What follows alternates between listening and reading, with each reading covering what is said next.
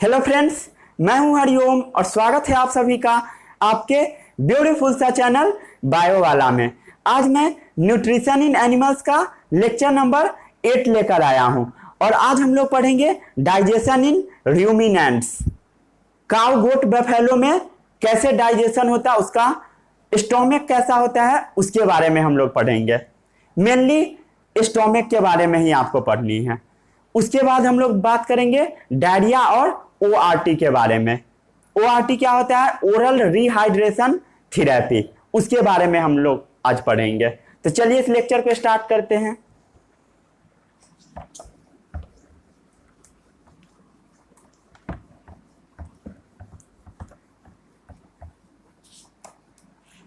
हाँ, मैं आपको कुछ क्वेश्चंस देता हूं जिसका आंसर आपको कमेंट बॉक्स में लिखना है।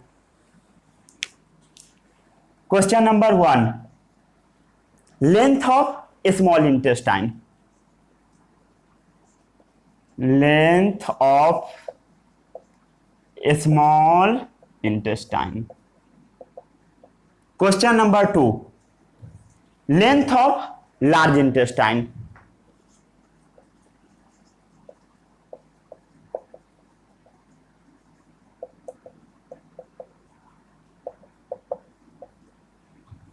क्वेश्चन नंबर 3, फैट ब्रेकडाउन होकर क्या बनता है?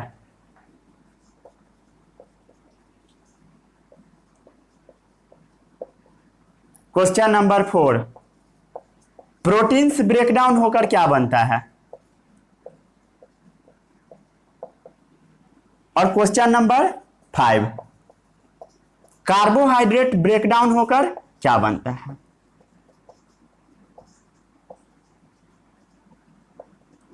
पांचों का आंसर आप एक एक करके कमेंट बॉक्स में लिखिए, या अगर लाइव चैट चलता हो तो लाइव चैट में ही लिखिए।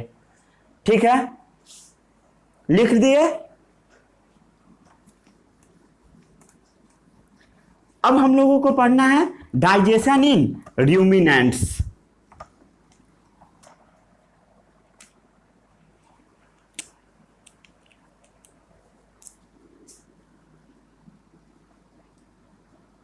Digestion in ruminants. अब हम लोग बात करते हैं र्यूमिनेंट क्या होता है।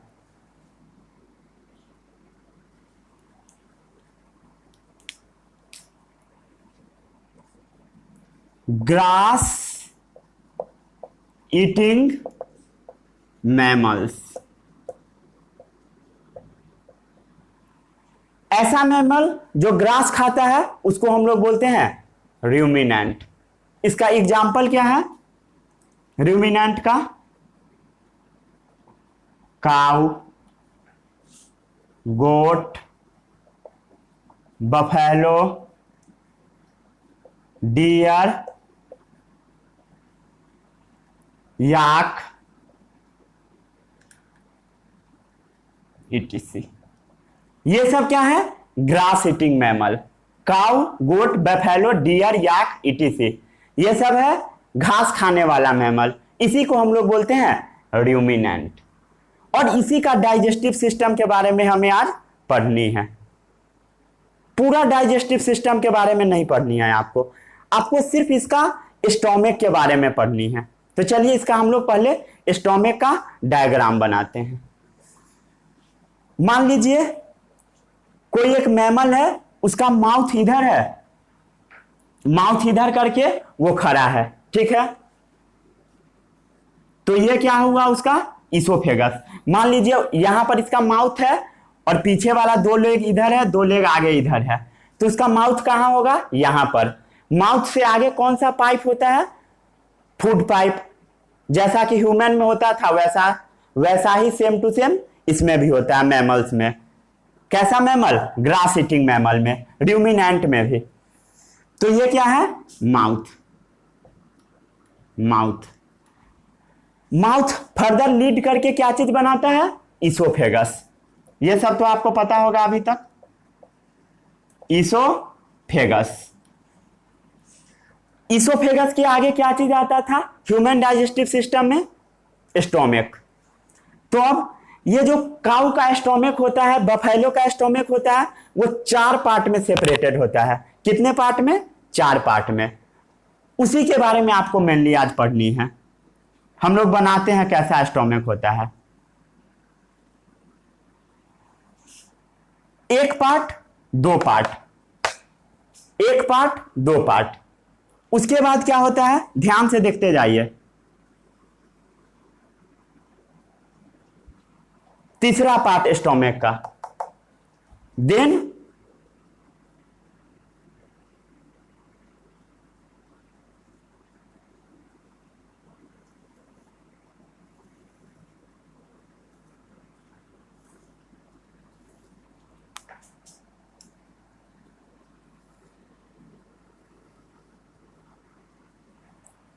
फोर्थ वाला पार्ट स्टोमक का। स्टोमक का 4 पार्ट होता है। रूमिनेंट का जो स्टोमक होता है उसमें 4 पार्ट होता है। जो सबसे फर्स्ट पार्ट होता है उसको हम लोग बोलते हैं र्यूमेन। क्या बोलते हैं? र्यूमेन। र्यूमेन। माउथ से फूड लिया, फूड कहां पहुंचा? इसोफेगस में, या इसको क्या पढ़ते हैं? ओइसोफेगस। देन वो फूड कहां पहुंचा? र्यूमेन में। र्यूमेन में, ठीक है। काऊ घास खाते जाता है, वो काऊ घास को प्रॉपर तरीके से बिना चबाए खाते जाता है, और वो जो घास होता है वो र्यूमेन में आ जाता है। र्यूमेन में स्टोर होते रहता है, र्यूमेन में लगातार जमा होते रहता है।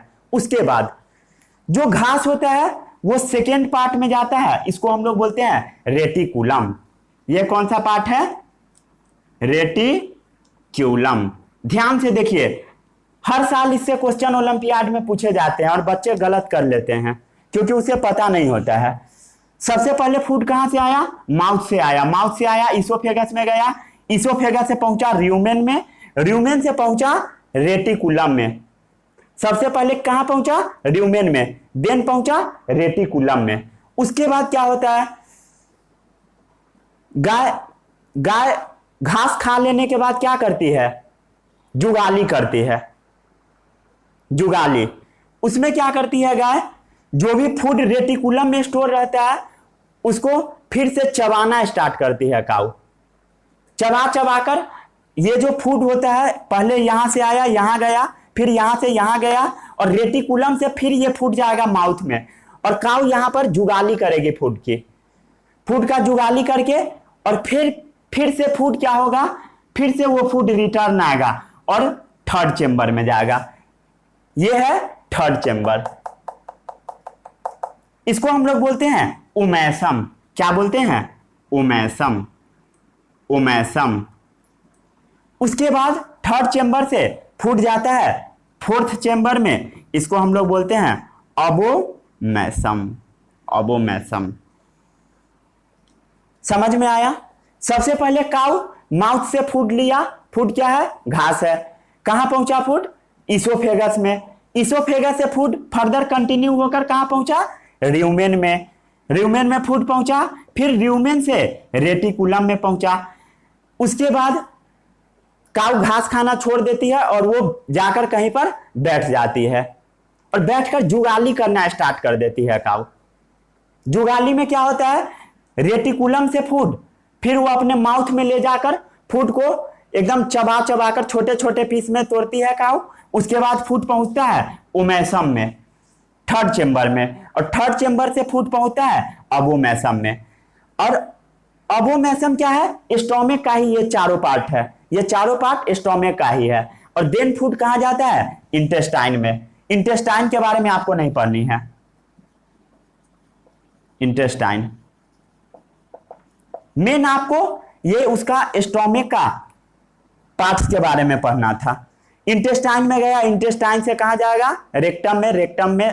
रेक्टम से एनस के थ्रू बाहर निकल जाएगा। यही है डाइजेस्टिव सिस्टम ऑफ काऊ। क्या है ये? डाइजेस्टिव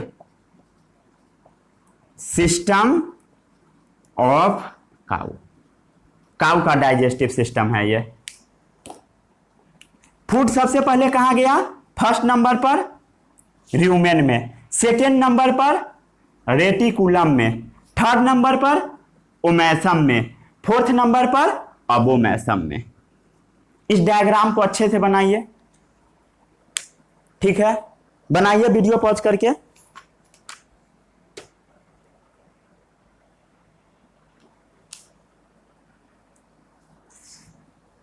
बना लिए। मेनली आपको इसके स्टोमक के बारे में पढ़ना है आपके क्लास में, ठीक है। साफ कर दूं इतना। और ये कल मैं आपको क्या बताया था, कोई भी डायग्राम हम लोग बनाते हैं उसमें बहुत कम पार्ट ही सही हो पाता है जो कि एक्चुअल से मैच करता है। जैसे मैं ह्यूमन डाइजेस्टिव सिस्टम बस वो आपको समझाने के लिए बनाता था, वो रफ डायग्राम, उसमें बहुत जगह पर एरर है। जब ट्रू डाइजेस्टिव सिस्टम से आप कंपेयर करोगे तो उसमें छोटा छोटा सा बहुत जगह पर एरर है, जो कि आप बहुत आगे जाओगे तब आपका एरर वो क्लियर होगा। वो भी पूरा कभी नहीं हो पाएगा, परफेक्शन कभी नहीं आएगा। वैसे ही इसमें भी है। मेनली जो पार्ट के बारे में आपको पढ़नी है उस पार्ट के का एक रफ सा डायग्राम आपको बनाना है। तो ये कैसा डायग्राम है, रफ डायग्राम है। इस डायग्राम में कोई आदमी आएगा यहां पर बोलेगा जो अबोमेसम ऐसा नहीं होता, थोड़ा इसमें ऐसा होता है, थोड़ा ये राउंडेड होता है, फिर ओमेसम ऐसा नहीं होता है, तो उसको कुछ नहीं बताया जा सकता है। बस उसको आप इतना, बस आपको ये समझाने के लिए मैं बता देता हूं। ओके, ये रफ डायग्राम है। अगर इसका और सही डायग्राम आप देखना चाहते हो तो आपके एनसीईआरटी में भी है और गूगल पे बहुत सारे इमेज इसके अवेलेबल है, वहां पर देख लीजिएगा, डाइजेस्टिव सिस्टम ऑफ काउ आ जाएगा, ठीक है। ये रफ डायग्राम है, रफ डायग्राम। इसमें आप कमेंट नहीं करना है जो ये डायग्राम गलत है, ये वो ये सब नहीं, ठीक है। आ गया समझ में। सबसे पहले फूड कहां गया, र्यूमेन, सेकेंड में गया रेटिकुलम, थर्ड में गया ओमेसम, फोर्थ में गया अबोमेसम।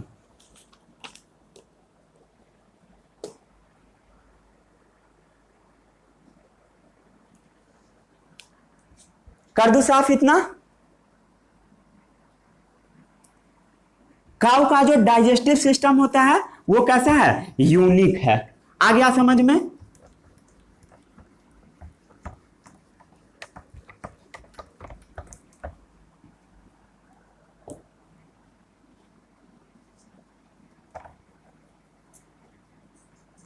लिखिए, digestive system of cow is unique. Cow क्या है, र्यूमिनेंट्स।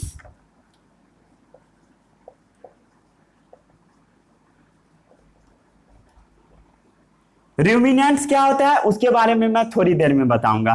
काउ क्या है, र्यूमिनेंट्स है। उसका डाइजेस्टिव सिस्टम यूनिक होता है। क्या होता है इसके अंदर, क्यों ये यूनिक डाइजेस्टिव सिस्टम रखता है।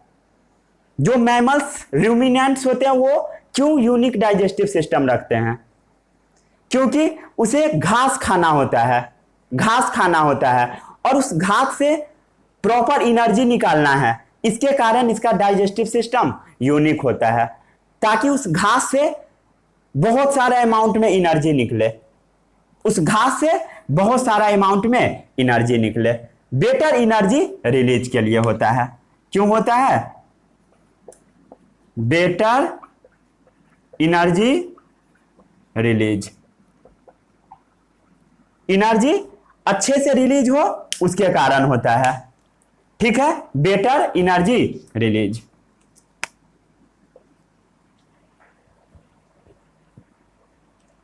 वो जो घास होता है वो कैसा फूड होता है, फाइबरस फूड। यह तो आपको पता होगा, फाइबरस फूड होता है। इसको भी नोट कीजिए। अब हम लोग बात करते हैं चेंबर्स ऑफ स्टोमक। स्टोमक का चेंबर कितना होता है उसके बारे में बात करते हैं।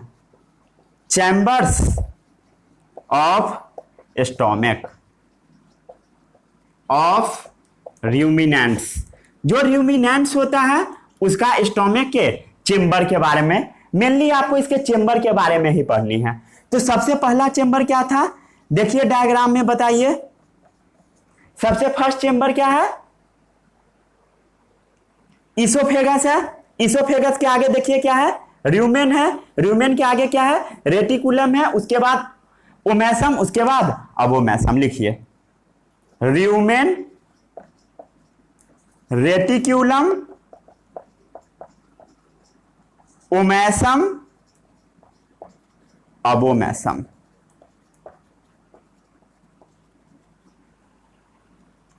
ठीक है। र्यूमिनेंट्स का जो स्टोमक होता है उसमें कितना चेंबर होता है? 4 चेंबर।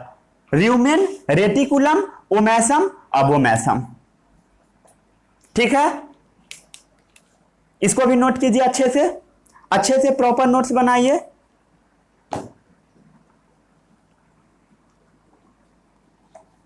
कर दूं साफ पूरा?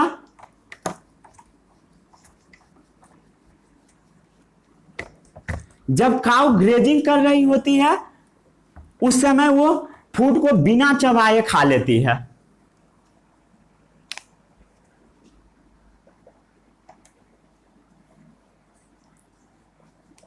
ग्रेजिंग के टाइम काऊ क्या करती है? प्लेंटी ऑफ ग्रास कंज्यूम कर लेती है। प्लेंटी, जितना घास का उसको जरूरत है वो घास उतना काऊ खा लेगी। प्लेंटी ऑफ ग्रास कंज्यूम, जितना घास उसको जरूरत है वो तेजी में खाएगी, तेजी में, क्विकली, जल्दी जल्दी खा लेगी, जल्दी जल्दी, without much chewing. Without much chewing, बिना चबाए वो घास को खा लेगी, सीधा खाए जाएगी, थोड़ा सा चबाएगी और अंदर लेते जाएगी घास को। और घास कहां पहुंचेगा? र्यूमेन में, फर्स्ट चेंबर में। आ रहा है समझ में? फूड क्या होता है? पार्शियली च्यू होता है। क्या होता है? Food is partially chewed and mixed with saliva. Food जो होता है वो काऊ के माउथ में एकदम थोड़ा सा गाय चबाती है और उसे अंदर रेटिकुलम में लेते जाती है, मतलब थोड़ा सा चबाकर, और उसके बाद सलाइवा उसमें मिक्स हो जाता है। माउथ से सलाइवा निकलता है, वो सलाइवा उस फूड के साथ मिक्स हो जाता है और वो फूड कहां पहुंचता है? र्यूमेन में। आ रहा है समझ में? Food is partially chewed and mix with saliva. The partially chewed food is sent to rumen. The partially chewed food is sent to rumen. जो पार्शियली च्यूड फूड होता है वो कहां जाता है? र्यूमेन में। The partially chewed food is sent to rumen, उसको rumen में भेजा जाता है। र्यूमेन कैसा स्ट्रक्चर है? बड़ा सा स्ट्रक्चर है। कैसा है? सैक लाइक है, मीन्स थैला लाइक है, बैग लाइक। र्यूमेन कैसा स्ट्रक्चर है? Large sac like structure, sac like structure, bag like structure. Sac का मतलब होता है bag like structure. Here partial digestion of food take place. Here partial digestion of food take place. जो rumen होता है उसमें फूड का पार्शियल डाइजेशन होता है। हेयर पार्शियल, पार्शियल का मतलब क्या होता है? इनकम्प्लीट। लिखिए यहां पर, incomplete. Here partial digestion of food takes place. जो र्यूमेन का रीजन होता है उसमें फूड का पार्शियल डाइजेशन होता है, पूरा पूरा नहीं होता, इनकम्प्लीट डाइजेशन होता है। जो र्यूमेन होता है उसमें लार्ज नंबर ऑफ बैक्टीरिया पाया जाता है। Inside the rumen large number of anaerobic bacteria present.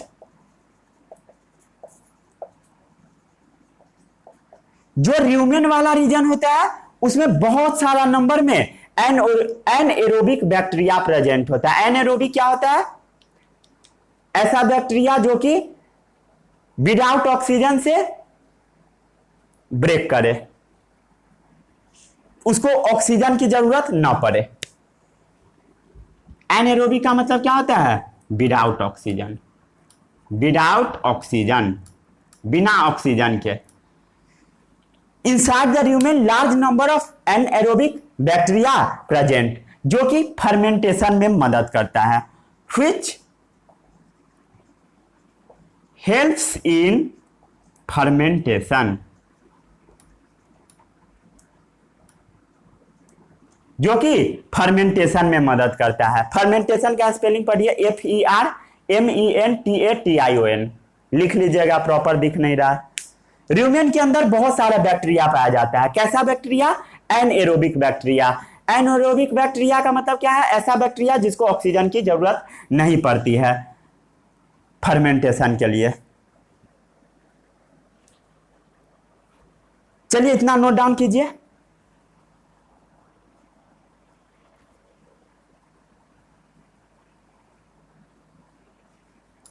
कर लिए? ये जो बैक्टीरिया होता है वो सेलुलोज को बाहर निकालता है। This bacteria secret cellulose. ये बैक्टीरिया क्या करता है?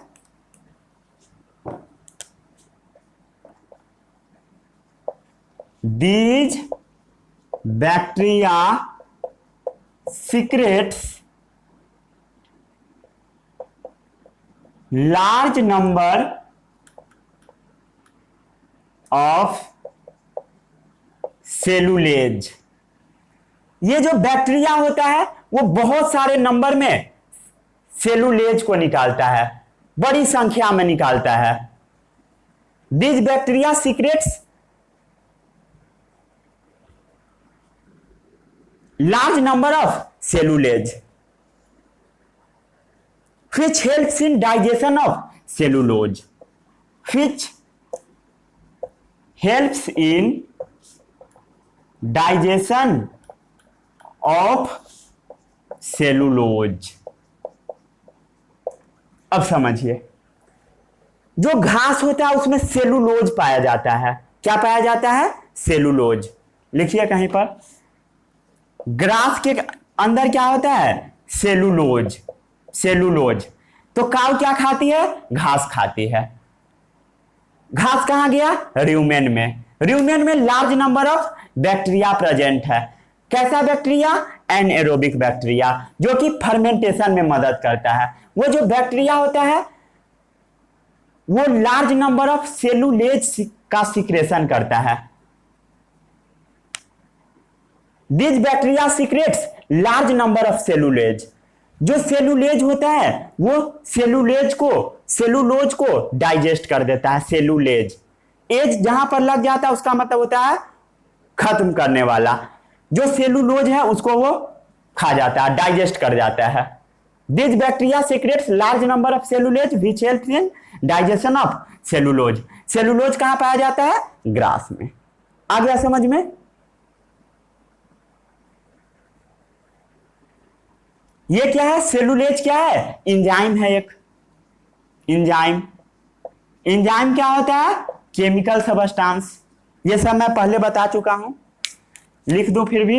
एंजाइम क्या होता है? केमिकल सबस्टांस, जो कि डाइजेशन में मदद करता है। ये बैक्टीरिया क्या करता है? सेलुलोज एंजाइम को सीक्रेट करता है, जो कि ग्रास में जो सेलुलोज प्रेजेंट है उसको डाइजेस्ट कर जाता है। ठीक है? This partially digested food called curd. these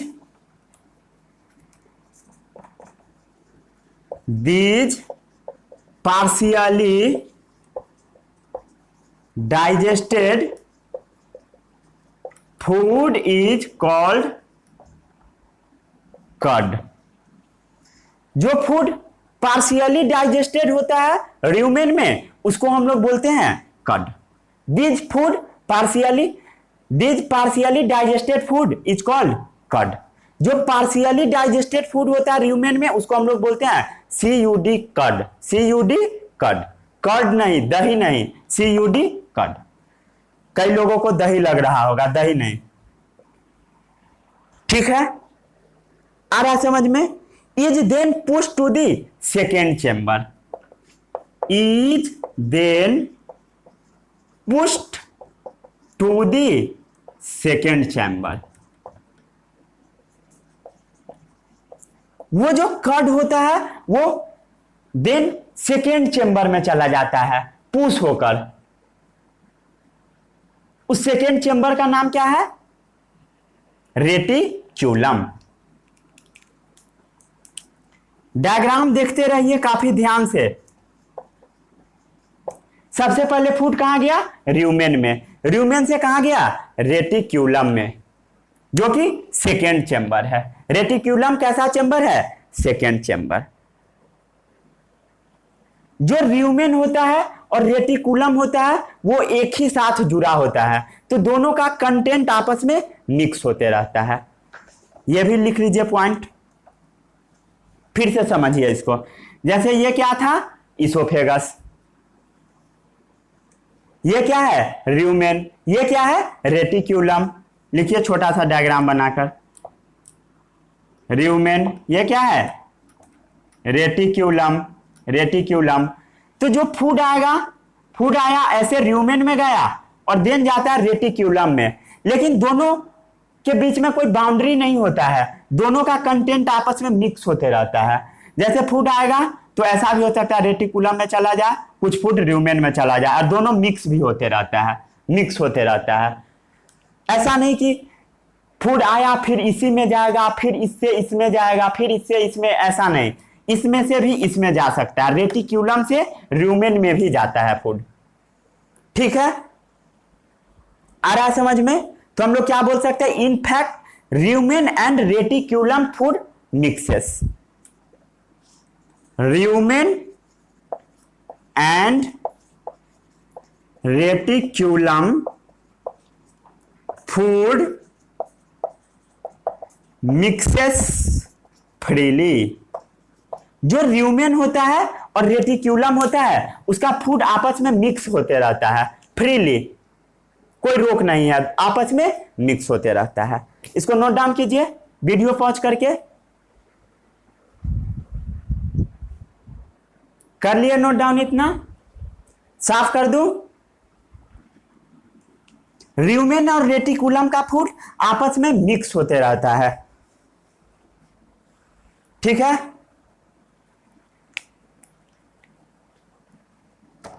जब एनिमल रेस्ट करते रहता है तब उसके बाद क्या होता है? जो फूड होता है वो फिर रेटिक्यूलम से उसके माउथ में चला जाता है और वो जुगाली करता है फूड का।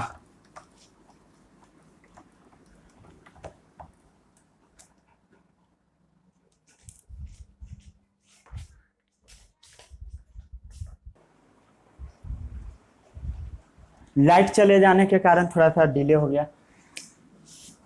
फूड कहां से चले जाता है? फिर से हम लोग पहले डायग्राम बनाते हैं उसका, एक मिनट। एक छोटा सा डायग्राम फिर से बनाते हैं।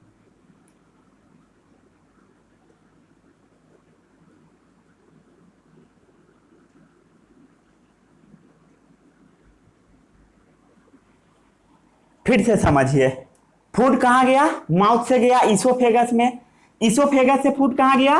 र्यूमेन में, र्यूमेन से फूड कहां गया? रेटिक्यूलम में, रेटिक्यूलम में फूड गया, रेटिक्यूलम में, और रेटिक्यूलम से फूड फिर से फूड माउथ में चला जाता है जब काऊ बैठकर जुगाली कर रही होती है तब। लिखते हैं हम लोग अब, when the animal is resting the cud is, लिखिए, when the animal is resting, जब गाय आराम कर रही होती है, बैठी होती है, then the cud is brought, then the cud is brought back, then वो कर्ड जो होता है वो फिर से कहां जाता है? माउथ में। Then the cud is brought back into the mouth. कहां जाता है? माउथ में। ठीक है, फिर से समझिए। माउथ से फूड गया इसोफेगस में, इसोफेगस से कहां पहुंचा? र्यूमेन में, र्यूमेन से फूड कहां पहुंचा? रेटिक्यूलम में, रेटिक्यूलम से फिर गया माउथ में। कब गया? जब गाय बैठकर आराम कर रही होती है, रेस्टिंग पीरियड में। ठीक है, फिर से बैक कहां जाता है? माउथ में। इन स्मॉल क्वांटिटी,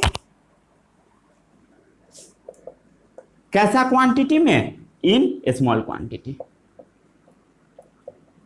छोटे छोटे अमाउंट में, मीन्स थोड़ा थोड़ा रेटिक्यूलम से फूड जाने लगेगा माउथ में।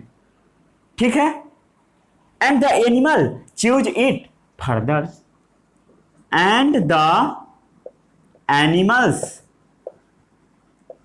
Choose it further. जो गाय होगी वो फिर से उस फूड को चबाएगी, जिसे हम लोग जुगाली करना बोलते हैं। ठीक है, this process is known as rumination. इसी प्रोसेस को हम लोग बोलते हैं rumination. This process is known as rumination. इसी प्रोसेस को हम लोग र्यूमिनेशन बोलते हैं, र्यूमिनेशन। और जो एनिमल र्यूमिनेशन करता है उसी को हम लोग र्यूमिनेंट बोलते हैं। ठीक है, कोई दिक्कत इसमें? And these animal are called as ruminant, and these animals are called ruminants. Ruminants, ruminants को और हम लोग बोलते हैं कर्ड च्यूइंग एनिमल्स। और क्या बोलते हैं? Cud chewing animals. ठीक है, नोट डाउन कीजिए इतना। फूड कहां गया? र्यूमेन, र्यूमेन से गया रेटिकुलम। ये क्या कर रहा है? कर्ड च्यूइंग एनिमल होते हैं र्यूमिनेंट्स। कर्ड कहां गया? कर्ड कहां फॉर्मेशन होता है कर्ड का? र्यूमेन में। कहां गया कर्ड? रेटिक्यूलम में। और वही कर्ड माउथ में गया और थोड़ा सा पार्शियली उसका माउथ फिर से डाइजेशन करेगा।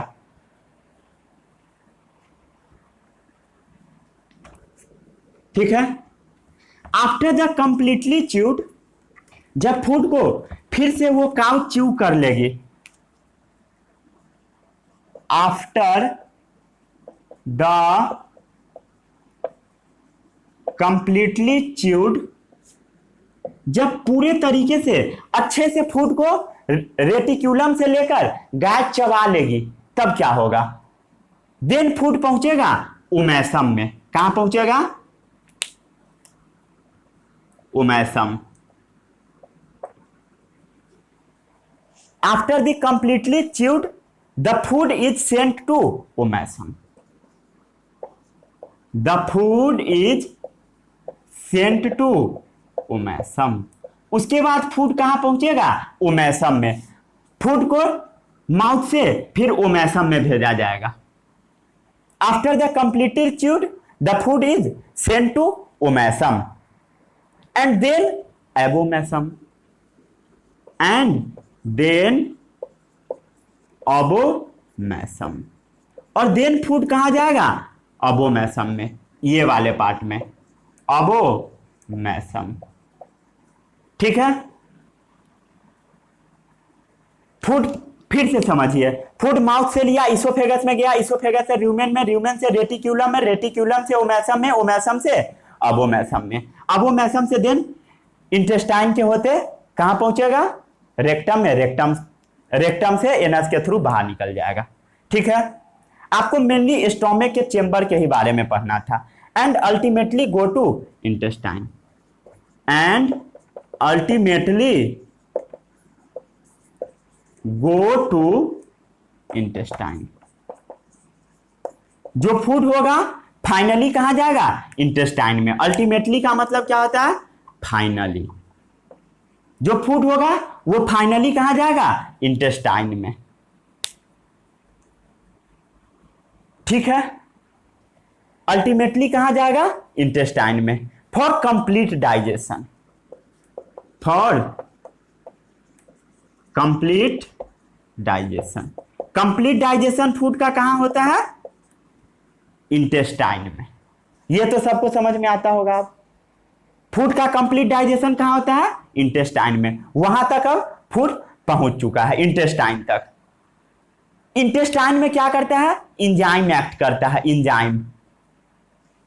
इंटेस्टाइन में क्या होता है? इंजाइम एक्ट करता है, जो कि फूड को प्रॉपर तरीके से डाइजेस्ट करवा देता है। ये सब चीज आप ह्यूमन डाइजेस्टिव सिस्टम में ही पढ़ चुके थे, इस सब के बारे में।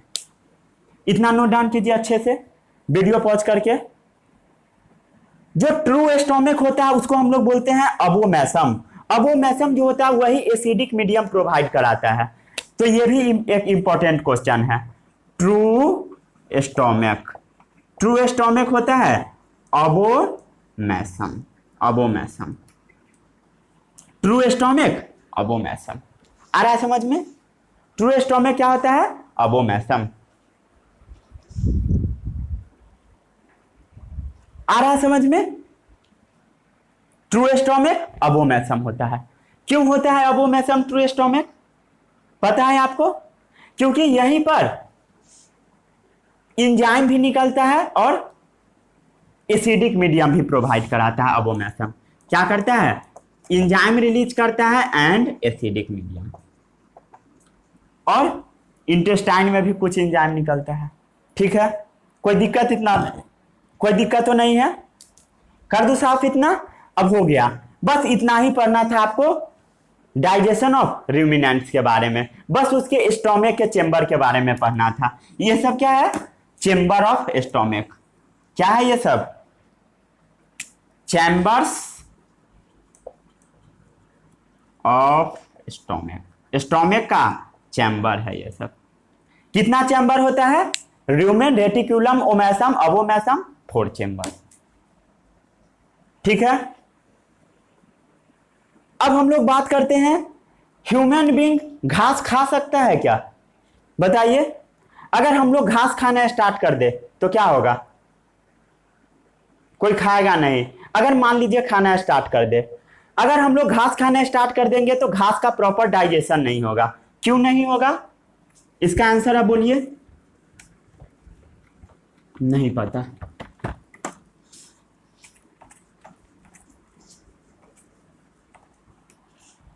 Human being can't eat grass. Human being can't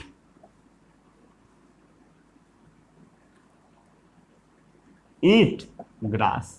जो ह्यूमन बीइंग होता है वो घास नहीं खाता है। क्यों नहीं खाता है? इसका आंसर दीजिए। ह्यूमन बीइंग घास क्यों नहीं खाता है? क्योंकि वो सेलुलोज को डाइजेस्ट नहीं करा पाएगा। Can not digest cellulose. Cellulose को ह्यूमन बीइंग डाइजेस्ट नहीं करा पाएगा। सेलुलोज क्या होता है? जो ग्रास होते हैं उसके अंदर में जो कंपोनेंट पाया जाता है उसको हम लोग बोलते हैं सेलुलोज। उसको डाइजेस्ट ह्यूमन बीइंग नहीं करा पाता है। ठीक है, जो सेलुलोज का डाइजेस्टिंग बैक्टीरिया होता है वो हमारे स्टोमिक में नहीं होता है। Cellulose digesting bacteria, cellulose is absent in human stomach. जो ह्यूमन का स्टोमिक होता है उसमें सेलुलोज को डाइजेस्ट करने वाला बैक्टीरिया नहीं होता है। बैक्टीरिया क्या रिलीज करता है? सेलुलोज को डाइजेस्ट करने वाला सेलुलेज, जो कि सेलुलोज को डाइजेस्ट करता है। वो एब्सेंट होता है हमारे स्टोमिक में। Cellulose digesting bacteria is absent in stomach. Cellulose क्या होता है? जो बैक्टीरिया सीक्रेट करता है। ठीक है, और वो हमारे इंटेस्टाइन में भी एब्सेंट होता है और इंटेस्टाइन में भी नहीं होता है। इसी कारण से हम लोग घास नहीं खाते हैं, उससे एनर्जी रिलीज ही नहीं हो पाएगा। अगर कोई आदमी घास खाना स्टार्ट कर दे तो उससे एनर्जी ही नहीं मिलेगा, क्योंकि सेलुलोज को डाइजेस्ट करने वाला बैक्टीरिया प्रेजेंट नहीं है, बैक्टीरिया एब्सेंट है सेलुलोज को डाइजेस्ट करने वाला। लेकिन ह्यूमन का जो इंटेस्टाइन होता है उसमें 100 ट्रिलियन बैक्टीरिया पाया जाता है। इंटरेस्टिंग सा बात है, about 100 trillion of bacteria present inside our body या इंटेस्टाइन। हमारे बॉडी में 100 ट्रिलियन के करीब बैक्टीरिया होता है, बट सेलुलेज का सीक्रेशन करने वाला कोई बैक्टीरिया नहीं होता है, सेलुलोज डाइजेस्टिंग कोई भी बैक्टीरिया नहीं होता है। ठीक है, 100 ट्रिलियन बैक्टीरिया होता है। हमारे बॉडी नहीं, हमारे लार्ज इंटेस्टाइन में ही सिर्फ इतना बैक्टीरिया होता है। बॉडी को काट कर बनाइए लार्ज इंटेस्टाइन, पूरा बॉडी में तो और भी ज्यादा हो जाएगा। इन आवर लार्ज इंटेस्टाइन, सिर्फ लार्ज इंटेस्टाइन में इतना ज्यादा होता है। ठीक है, सिर्फ लार्ज इंटेस्टाइन में। मेनली बहुत सारे बैक्टीरिया लार्ज इंटेस्टाइन में ही पाए जाते हैं मेनली। ठीक है, इतना नोट डाउन कीजिए। अब हम लोग बात करते हैं कॉन्स्टिपेशन क्या होता है। कॉन्स्टिपेशन, ये सब कुछ एक्स्ट्रा पॉइंट है कॉन्स्टिपेशन। उसके बाद हम लोग पढ़ेंगे ओआरटी के बारे में। साफ कर दूं ये सब।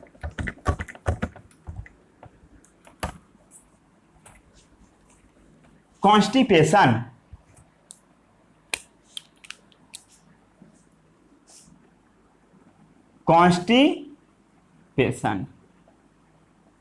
कॉन्स्टिपेशन क्या होता है?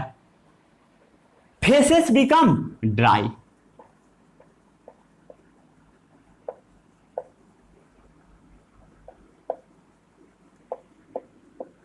जो फेसेस होता है अनडाइजेस्टेड फूड वो सूख जाता है हमारे रेक्टम में। फेसेस क्या होता है? Undigested food. जो अनडाइजेस्टेड फूड होता है वो ड्राई हो जाता है। Undigested food becomes dry and hard, और हार्ड भी हो जाता है, एंड डिफिकल्ट टू पास। और वो जो फूड, वो जो अनडाइजेस्टेड फूड फेसेस, वो जो रेक्टम में होता है वो बाहर नहीं निकल पाता, पास नहीं हो पाता अनडाइजेस्टेड फूड फेसेस। उसी को हम लोग बोलते हैं constipation. Faeces become dry and hard and difficult to pass, known as constipation. Known as constipation. ठीक है, क्या क्या कारण है ये लिखिए।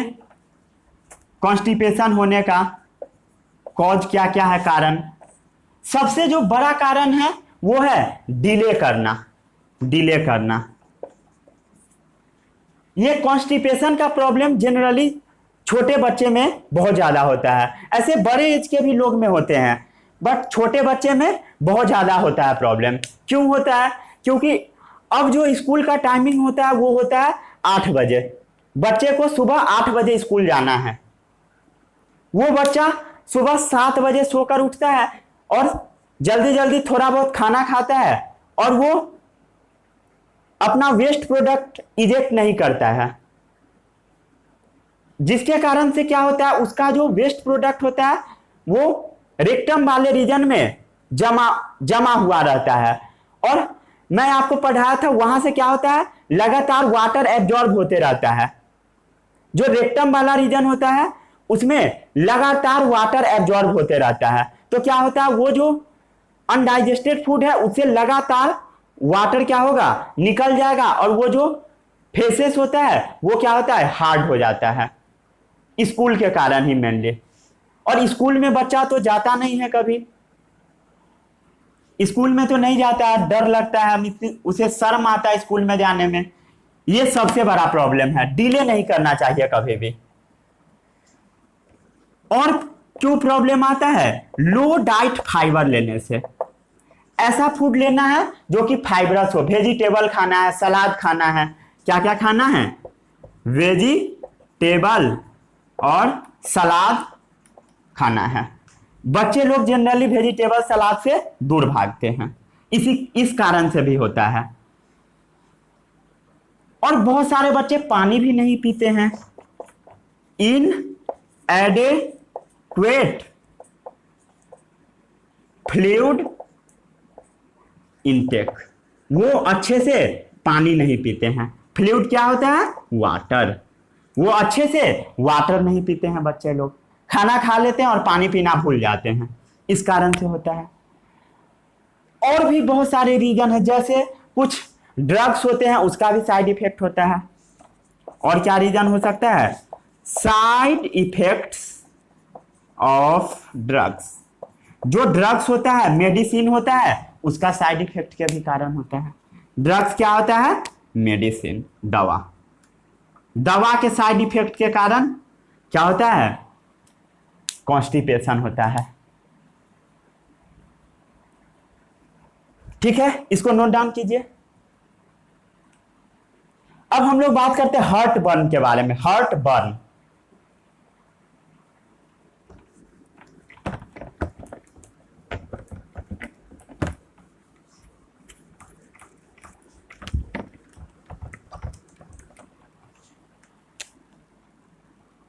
हेडिंग लगाइए, हार्ट बर्न। हार्ट बर्न क्या होता है, कभी कभी क्या होता है, हमारे स्टोमक से फूड ईसोफेगस में आ जाता है और ईसोफेगस में जलन पैदा कर देता है, उसी को हम लोग बोलते हैं हार्ट बर्न। क्या होता है, burning sensation in the chest, burning sensation in the chest, जो चेस्ट वाला रीजन होता है उसमें जलन होने लगता है, उसी को हम लोग बोलते हैं हार्ट बर्न। और क्या होता है, bitter taste in mouth, bitter taste in mouth, जो मुंह है उसमें तीखा तीखा सा लगने लगेगा, बीटर टेस्ट इन माउथ, उसको बोलते हैं हार्ट बर्न। क्या होता है इसमें actually, backward flow of acidic content from stomach, stomach का जो एसिडिक कंटेंट होता है वो बैकवर्ड फ्लो हो जाता है, कहां पर, ईसोफेगस में, इनटू द ईसोफेगस। कहां होता है, इनटू द ईसोफेगस। आ रहा है समझ में, मजा आ रहा है, उसको हम लोग बोलते हैं हार्ट बर्न। अब हमारे बॉडी में बहुत सारे बैक्टीरिया पाया जाता है, मेनली इंटेस्टाइन में। एक बैक्टीरिया होता है इसेरेसिया कोलाई, ये सब एक्स्ट्रा पॉइंट है, कुछ एक्स्ट्रा पॉइंट भी है। ई कोलाई, एसिरेसिया कोलाई को हम लोग सिंपली शॉर्ट में ई कोलाई पढ़ लेते हैं। ई कोलाई क्या है, एक बैक्टीरिया है, क्या है, बैक्टीरिया, जो कि हमारे इंटेस्टाइन में पाया जाता है। ठीक है, फाउंड इन इंटेस्टाइन। और ये जो बैक्टीरिया होता है वो होता है सिम्बायोटिक बैक्टीरिया। कैसा बैक्टीरिया है Escherichia coli, symbiotic bacteria, symbiotic bacteria.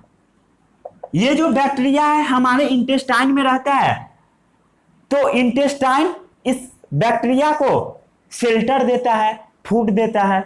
Intestine क्या क्या करता है, क्या क्या देता है, food and shelter to bacteria. वो जो बैक्टीरिया है उसको इंटेस्टाइन क्या देता है? फूड और शेल्टर। ठीक है, कैसा बैक्टीरिया है? सिम्बायोटिक बैक्टीरिया, फूड और शेल्टर देता है। ठीक है, और सिम्बायोटिक बैक्टीरिया का क्या फीचर होता है? मीन्स इसको तो एक फायदा दे रहा है, इंटेस्टाइन इस बैक्टीरिया को फायदा दे रहा है, और बैक्टीरिया को भी बदले में कुछ फायदा देना पड़ता है, उसी को हम लोग बोलते हैं सिम्बायोसिस। ये सब मैं पहले बहुत बार पढ़ा चुका हूं, सिम्बायोसिस सब के बारे में। जो ये बैक्टीरिया होता है एशेरेसिया कोलाई, वो क्या करता है? ब्लड क्लॉटिंग में मदद करता है। क्या चीज में? ब्लड क्लॉटिंग में। कैसे? ये जो बैक्टीरिया है वो विटामिन के बनाता है, विटामिन के बनाने में मदद करता है बैक्टीरिया।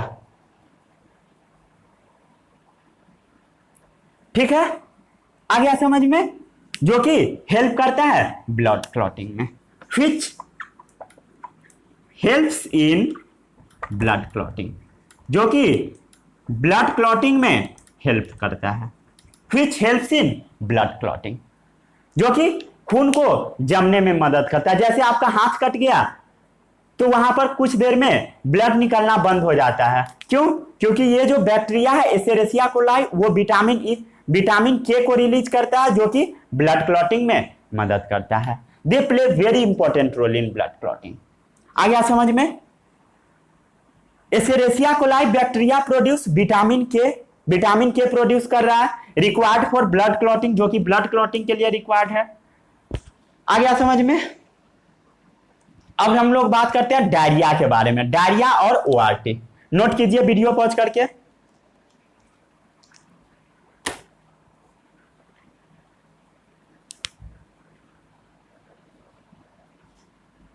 कर लिए?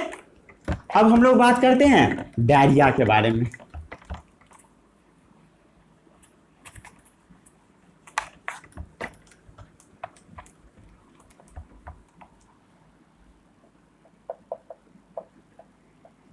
डायरिया, इसके बारे में अब हम लोग बात करते हैं।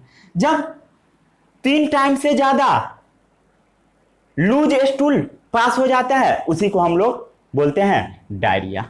जब 3 टाइम से ज्यादा लूज स्टूल पास होगा तो उसी को हम लोग बोलते हैं डायरिया। पासिंग 3 या मोर लूज या लिक्विड स्टूल, पासिंग 3 या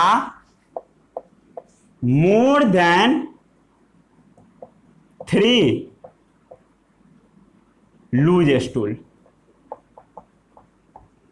लूज स्टूल अगर 3 या 3 से ज्यादा टाइम अगर कोई भी आदमी पास करता है, उसको हम लोग बोलते हैं डायरिया। मीन्स उसका पेट खराब है, ऐसे कॉमन लैंग्वेज में हम लोग बोल देते हैं। पासिंग 3 या मोर देन 3 लूज मोशन हो जाता है, लूज स्टूल पास होता है एक दिन में, पर डे। आ गया? ये क्यों होता है? बैक्टीरियल इन्फेक्शन के कारण होता है डायरिया। क्यों होता है? बैक्टीरियल इन्फेक्शन के कारण। डायरिया क्यों होता है? बैक्टीरियल इन्फेक्शन के कारण। कोई दिक्कत? Spread through contaminated water and food. फैलता कैसे है? Spread through contaminated food and water. जो गंदा पानी होता है और फूड होता है, उससे फैलता है diarrhoea. Spread through contaminated food and water. Contaminated क्या होता है? Polluted food. कॉन्टेमिनेटेड का मतलब क्या होता है? पॉल्यूटेड। ठीक है, पॉल्यूटेड फूड खा लेंगे तब।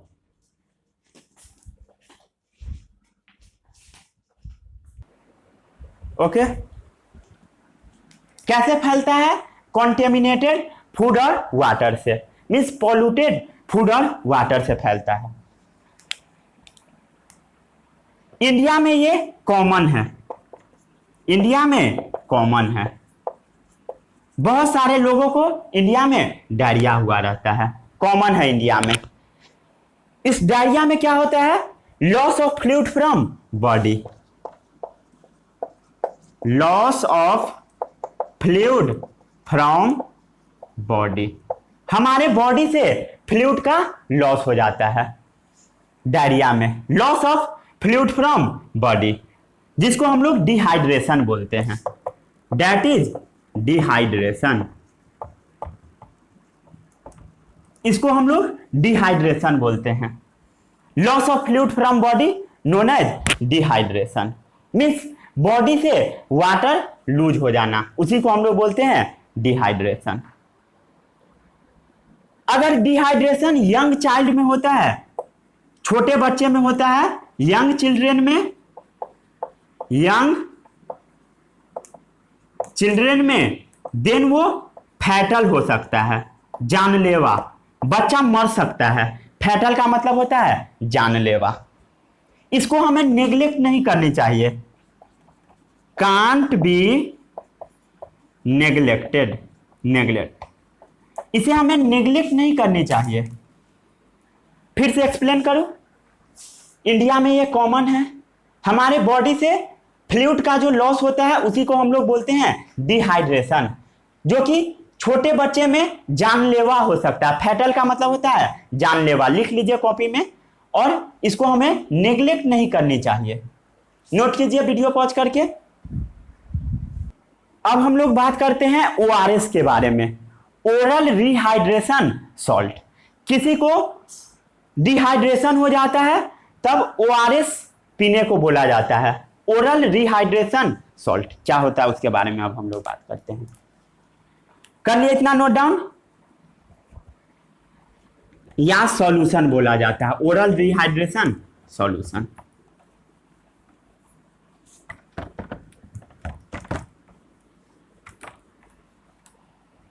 ओआरएस, ओआरएस क्या होता है? Oral rehydration solution. ओआरएस हम लोग कहां से पीते हैं? माउथ से, इसलिए ओरल वर्ड का यूज किया जाता है। पानी हमारे बॉडी से निकल जाता है तो फिर से पानी का हाइड्रेशन होता है, रिहाइड्रेशन होता है सॉल्यूशन फॉर्म में, उसी को हम लोग बोलते हैं ओआरएस। ये क्या होता है ORS? Mixture of clean water. क्या होता है? Mixture of clean water, sugar and salts. ये साफ पानी, चीनी और नमक का मिक्सचर होता है ओआरएस। आ गया समझ में? हम लोग इसे घर में आराम से बना सकते हैं ओआरएस को, easily prepared at home, easily prepared at home. हम लोग इसे घर में आसानी से बना सकते हैं, easily prepared at home ORS को। अब बात आता है ORT, ORT oral rehydration therapy. इसको हम लोग क्या पढ़ते हैं? ORS, ORT. इसका फुल फॉर्म होता है oral rehydration therapy, oral rehydration therapy. ORS पिलाते हैं उसी को बोला जाता है oral rehydration therapy. Fluid replacement as a treatment of dehydration. क्या होता है? Fluid replacement as a treatment of dehydration. Dehydration में क्या होता है? हमारे बॉडी से फ्लूइड बाहर निकल जाता है, वो जो फ्लूइड होता है उसका रिप्लेसमेंट होता है, उसी को हम लोग बोलते हैं oral rehydration therapy. Fluid replacement as a treatment of dehydration. इसमें क्या क्या ट्रीटमेंट में यूज किया जाता है? क्लीन वाटर, शुगर और सॉल्ट। फिर से लिखिए, clean water, sugar and salts. ठीक है, कोई दिक्कत?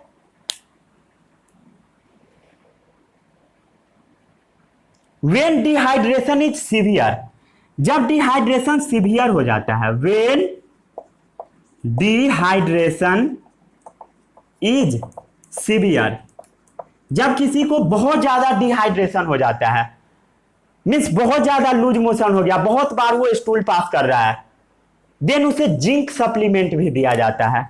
क्या दिया जाता है? जिंक सप्लीमेंट, जिंक का सप्लीमेंट दिया जाता है। ठीक है, नोट कीजिए इतना वीडियो पॉज करके। Oral dehydration therapy decrease human death, ये ह्यूमन डेथ को डिक्रीज कराता है। ORT decrease human death. जो हमारे बॉडी में फ्लूइड का लॉस हो जाता है, वाटर की कमी होता है, उस कमी को पूर्ति कर देता है ओरल रिहाइड्रेशन थेरेपी। तो वो क्या करता है? ह्यूमन डेथ को कम कर दिया है ओआरटी। कोई दिक्कत? फ्रॉम डिहाइड्रेशन, किससे? डिहाइड्रेशन से, फ्रॉम डिहाइड्रेशन, डिहाइड्रेशन से। कर लिए इतना नोट डाउन?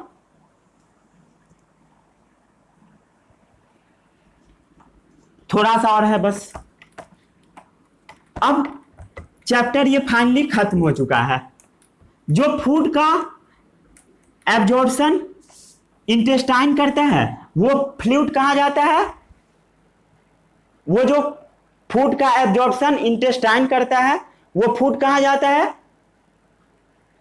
ब्लड में। और ब्लड से कहाँ ट्रांसपोर्ट होकर जाता है? सर्कुलेटरी सिस्टम में, और पूरे बॉडी में फैल जाता है। तो सर्कुलेटरी सिस्टम डायरेक्ट जुड़ा हुआ है डाइजेस्टिव सिस्टम से।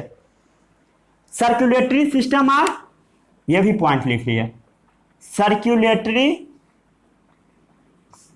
System are directly connected to digestive system, digestive system से डायरेक्टली कनेक्टेड है। कोई दिक्कत? Circulatory system transport the nutrient, क्या करता है? Circulatory system transports the nutrient. Circulatory system nutrient का ट्रांसपोर्टेशन करता है। Circulatory system transport the nutrient. Absorb by the intestine, जो कि कौन एब्जॉर्ब करता है? Intestine. Absorb by the intestine, जो कि इंटेस्टाइन एब्जॉर्ब करता है। उसका ट्रांसपोर्टेशन कौन करता है? Circulatory system to various parts of the body, to various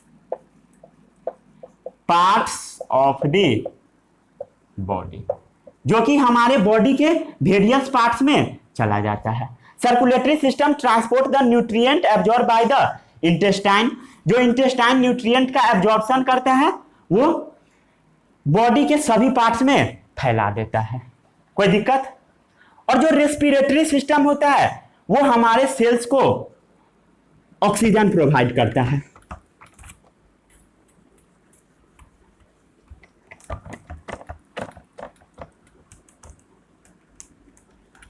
respiratory system provide oxygen to the cell. Respiratory system provides oxygen to the cells. जो हमारे बॉडी में सेल्स होते हैं, उसको ऑक्सीजन कौन प्रोवाइड करता है? Respiratory system. For the oxidation of food, क्यों? For the oxidation of food, food के ऑक्सीडेशन के लिए, जिससे एनर्जी रिलीज होता है हमारे बॉडी में, टू रिलीज एनर्जी। फिर से समझिए, इंटेस्टाइन क्या किया, फूड का एब्जॉर्प्शन किया, दे दिया सर्कुलेटरी सिस्टम को। सर्कुलेटरी सिस्टम क्या करेगा, उस फूड को सभी जगह फैला देगा। Means circulatory system digestive system से जुड़ा हुआ है। फिर वो डाइजेस्टिव सिस्टम क्या करेगा, फूड को सब जगह फैला दिया। उसके बाद ऑक्सीजन रेस्पिरेटरी सिस्टम सभी सेल्स को प्रोवाइड कराएगा, और जो फूड हमारे सभी सेल्स तक पहुंचेंगे उसका ऑक्सीडेशन कौन करेगा, रेस्पिरेटरी सिस्टम, और उससे हमारे बॉडी में एनर्जी रिलीज होगा। मीन्स सभी सिस्टम एक दूसरे से जुड़े हुए हैं। अब आपका चैप्टर यहां पर समाप्त हुआ, न्यूट्रिशन इन एनिमल्स। बहुत छोटा सा चैप्टर था, 8 लेक्चर्स का। अब आपको क्या करना है, किसी भी ऑब्जेक्टिव बुक को उठाना और क्वेश्चन लगा लेना है, और जो ओलंपियाड में प्रीवियस ईयर में क्वेश्चन पूछे गए हैं उसको भी बना लीजिएगा। तो चलिए, ऑल द बेस्ट।